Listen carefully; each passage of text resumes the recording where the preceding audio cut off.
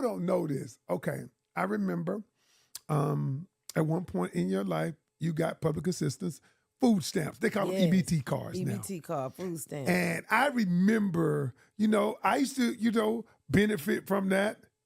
I used to come by and get me. You were a food stamp recipient too. You just your name wasn't on it. Yeah, okay. But I remember when you told me that I'm not getting any more public assistance. I'm cutting it off myself. I don't want to be on the system, and I'm going to school. Whatever you said, I didn't hear anything else after. I'm not going to be on, because I was like, my steak dinner's going to be compromised. Well, see, What made you say, I'm getting off? So you just remember the food stamps. Mm-hmm. I was on Section 8, which I didn't pay any rent. I paid zero rent.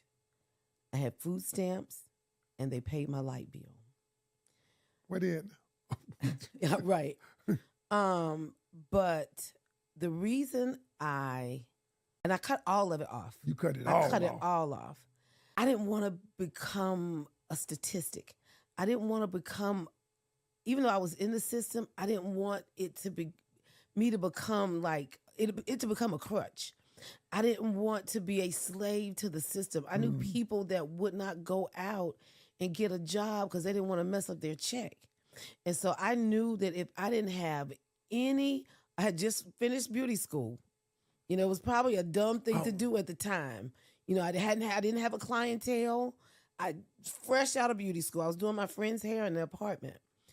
But I knew that if I didn't have another choice, that I would go out and hustle and make it happen. And that's what I did. I was mad at the time. You were angry. You was like, you did what? I was mad at first, but I was proud second.